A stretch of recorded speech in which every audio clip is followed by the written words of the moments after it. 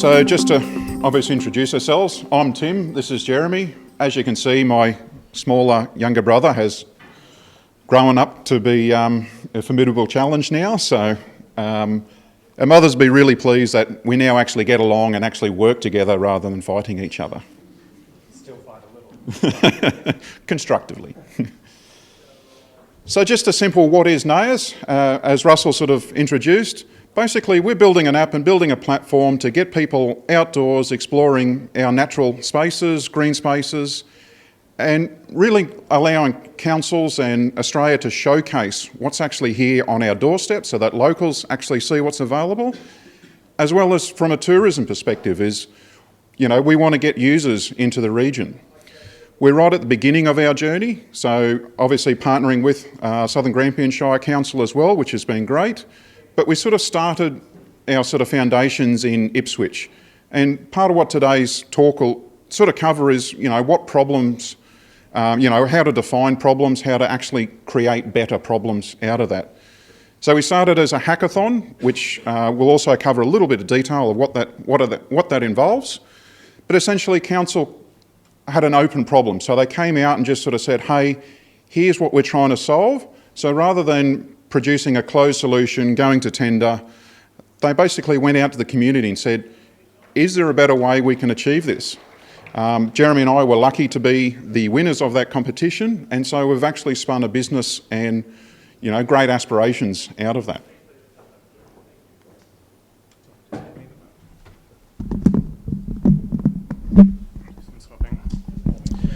So one way to kind of summarise what is a better problem is more what is an open problem. So that's avoiding solutions. It's avoiding creating like solutioning and ideation within your problem definition. So the company that I work with, we do a discovery workshop. So when a client comes in, before we try and work out exactly what they think they want, we dig at the roots of the problem. So how can we say exactly what the customer wants? What are the problems that they're having rather than what you interpret that they're having? And this kind of ensures that we have a target that we can aim for rather than just carelessly throwing solutions into the wind. And this is a great quote. So when your only tool is a hammer, everything is a nail. And this is getting us to step outside of our own bias. If you ask a developer how to fix a problem, it's going to be with code. If you ask a designer how to fix a problem, it's going to be with a design. And that can seep into council solutions. It can seep into all sorts of industries. So what we'll want to do is, naturally avoid solutioning early. So we want to define what the user wants. So this is a great book. So this is Start With Why from Simon Sinek. He's created another book as well called Leaders Eat Last. What he does is, or what we naturally do is we start with what? What are we going to build? How do we build something that's going to fix this? And our next step is, well, how's it going to work? How are we going to actually make sure that we're hitting the right targets? But we naturally avoid why. And why is where you should start with every problem, because that naturally uncovers who. So who is this for? So this is a great book. It completely shifts that paradigm. Another great quote as well, which is more about creating great problems, is people don't want to buy a 1/4-inch drill. They want a 1/4-inch hole. So if you can define your problems in a way that avoids the solution, we don't want to design a drill. If you can tell us we want a definite kind of hole, then we as engineers or designers, we're free to explore a myriad of different ways to solve that, or potentially even make it superfluous. We can avoid the need for that certain type of solution. So we think there's sort of 4 main points on how to actually define your problem and define it well. So obviously step 1 is the understanding of what you don't know. Ben touched on that quite heavily, where, you know, if you don't know what's sort of going on, then you actually need to go out and discover that. Defining what you do know, then writing down your requirements, and lastly and importantly is actually validating those requirements. So just to run through, basically understanding what you don't know. So the first thing is just collecting that level of analytics and reports. As Ben again has highlighted, councils have a lot of data. So there are lots of avenues to collect information that you can start to make, sort of decisions on. User and community interviews are also important. In our journey with NAIS, we sort of had solutions in our mind, but of course we had that exact same problem. We were trapped in the bubble of what we thought we understood the problem to be. So once we went out and actually talked to people, interviewed people, even 2 days ago we were in the information centre here to sort of gather further requirements and actually first-hand experience that. The metrics and data don't always give you the full picture, so you can start to fill that sort of detail out. Then there's user sort of journey mapping. Again, that can be from a technical perspective, but it can also be from every other perspective within councils and within other organisations. So basically what you're doing is mapping a user's journey. If you're trying to, produce a solution or, solve a problem that you want more people through your visitor information centre, you need to know the flow of how they get there in the first place and what their intended aim is to, exit out the other side. So then you get to define what you do know. So these are things like scope. While I'm sure every council would love to have unlimited budget, unlimited resources and unlimited time, generally those three constraints tend to dictate what can be possible out there. So you sort of need to have a good understanding of what resources you can actually tap into, what budgets you actually have, and how much time you can actually dedicate to that. What are the technology, the business and community outcomes? So what do you actually want to achieve out of this? Is it producing, greater efficiency within services? Is it producing greater tourism numbers? What are the actual outcomes and the champions then within those areas? So you're looking at, rather than one person sort of keeping that in their fold and sort of running a project, you need champions within each of your areas so that they drive their particular areas as well. Then once you have a good understanding of what you do and don't know, you can then start to actually write down what the requirement is. So there are a number of different ways you can actually define sort of requirements. You can start with a very basic sort of, user-based or job-based description. So you can go, when looking at a certain situation, you want to achieve certain things and what the outcome of that is. So it just gives you a way of actually idealising and sort of building what the actual requirement is. Too often requirements dig too deep into technical details and, information that becomes meaningless and becomes lost when it actually gets handed to, goes out to tender or sort of handed to a third-party organisation. So the clearer you have your overall requirement and your overall picture, the greater the actual intent, hopefully when the project is delivered that you'll receive. And this is one where we see failures. I have a software development background. We see requirements that are very poor, very wishy-washy. So a real simple test is, how can you repeatably test to determine whether that requirement was or wasn't met? If you have, and it will help to keep refining your requirement. So once you've written that test, if you can't actually write a nice concise test to go, hey, I've actually ticked this achievement off, then you probably need to spend a little bit more time there actually redefining that requirement. A lot of that can come down to subjective and objective sort of base requirements. So obviously subjective is, I want to see more greenery planted within the region.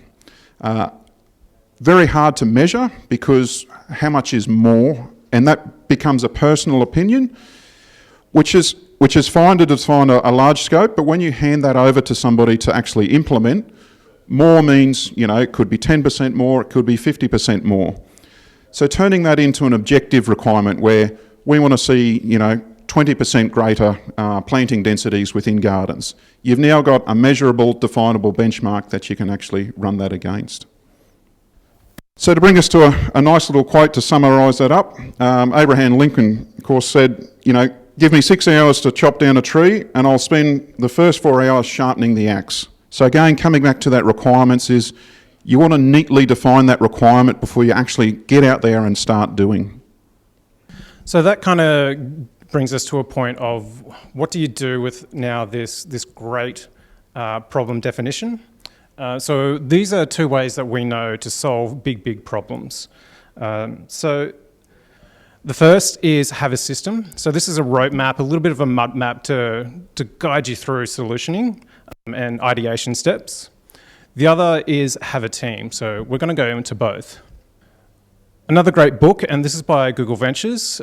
This is around sprinting, and especially around design sprinting. This is a 5-day workshop, and what it actually does is rather than build a product to take it to market to realize that it's going to fail, is a shortcut. So we can avoid building and launching early. We can spend more time with the idea and bringing that in front of people to validate and to build and learn from it. And it breaks down into these 6 steps that runs over 5 days. So step 1 is understand, and that's what we've kind of gone through in the first half of this talk. So that's knowing the customer, knowing the problem, and getting really intimate with how we should kind of solve this. The next step is defining, so that's the documenting stage. Let's make sure that it's visible to as many people as possible. If it lives inside your head, if the parameters live in here, they're not going to be solved. The third step is sketching, so pen and paper. That's the best way to solve a problem. And you want, again, multiple solutions. So everyone in the team gets the chance to ideate, create, and sketch out what they think could solve the problem. 4 is decide. In our workshops, these are all on sticky notes. So if you see that wall of sticky notes, that's us. And everyone gets to have a vote. So you come along with a pen and you say which solutions and which problems define the actual outcome for you. 5 is prototype, and prototype, let's steer clear of code, let's steer clear of full implementation.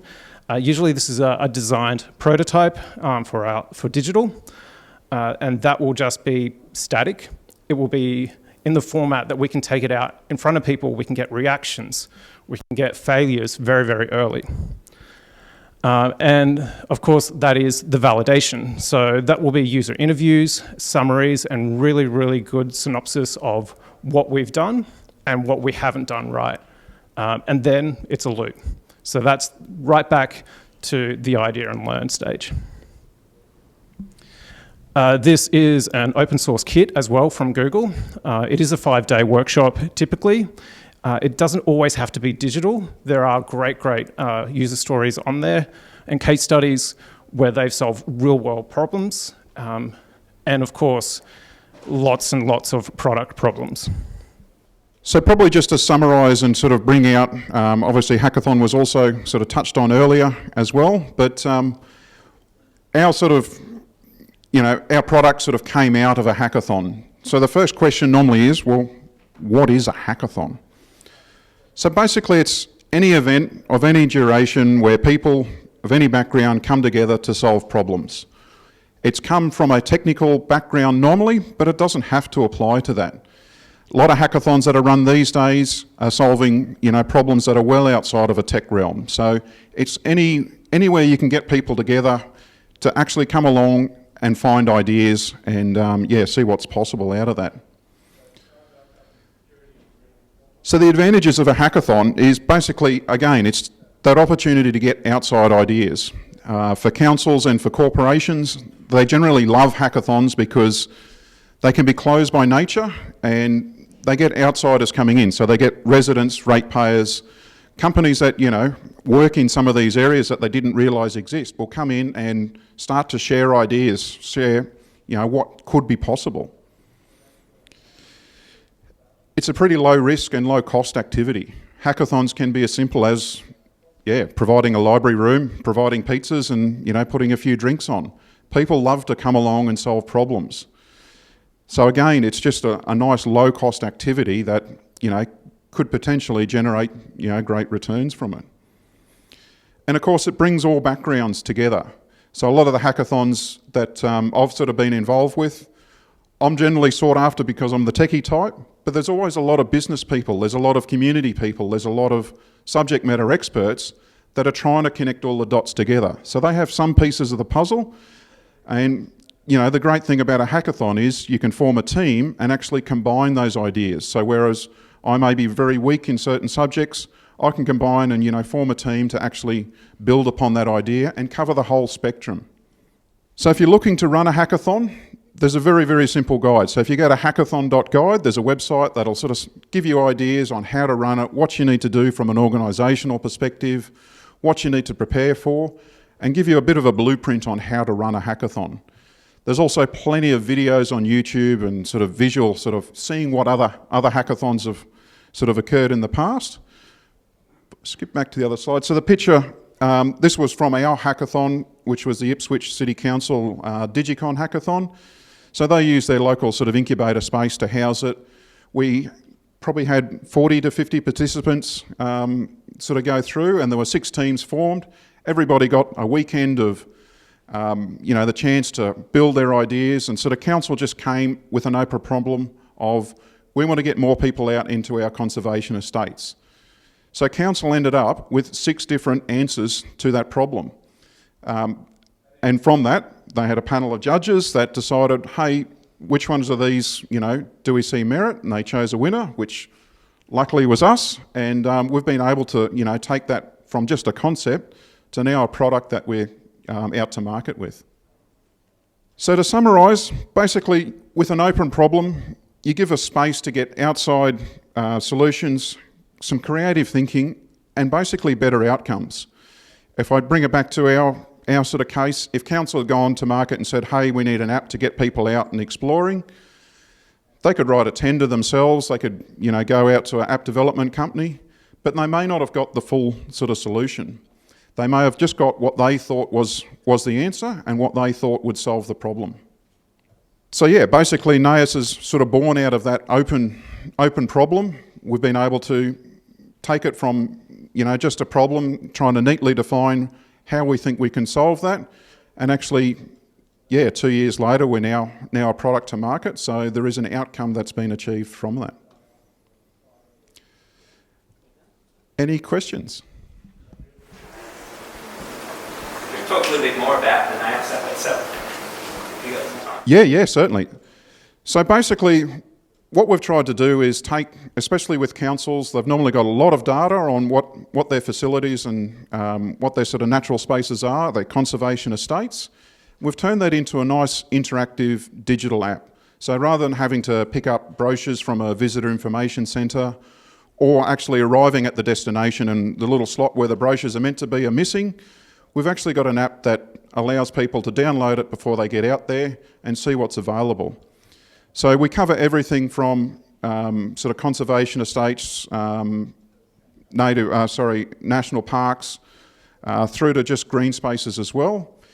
And what we also provide is the tracks within there. So we actually provide detail on the tracks so people can actually navigate through, so there's GPS guidance involved for that. So rather than a paper map that they're trying to unfold, it'll actually show their location, show where they are, and help them guide through. As part of that, we're trying to incorporate further education so they understand the importance of the region. Ipswich's big problem that they were trying to solve is they've got a third of their land under conservation control. They charge a levy, an environmental levy, to their ratepayers, so they want to be able to showcase and actually have users experience what's out there.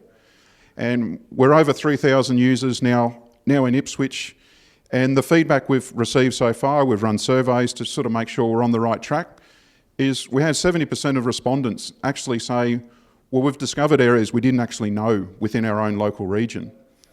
So we're now taking that idea, rather than just being a one city solution, to being a national app.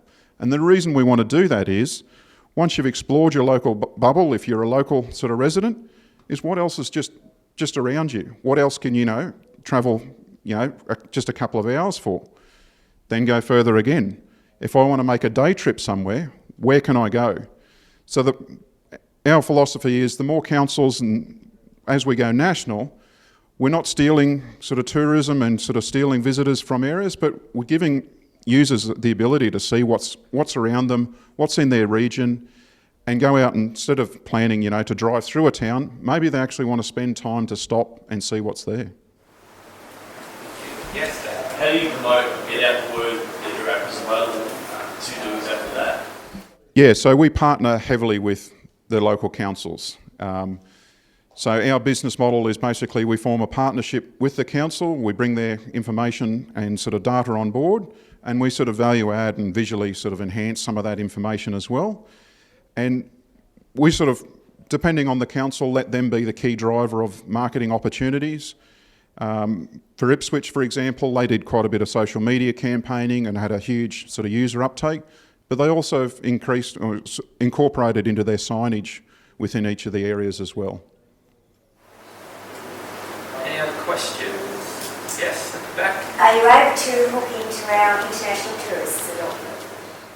We've certainly got it on the cards because what we want to be able to do is translate some of the text as well. From a safety perspective, that's obviously a key area within councils as well where, some facilities may be out of action. We discovered Monday, of course, Mount Rouse has got, part of the track sort of closed because there's further construction and further work going on. What we can do from an app perspective, you can't update brochures that are printed, but we can, from an app perspective, display a warning to say, hey, this track is partially closed or it's completely closed because of this hazard, and sort of give that further forward information to the user.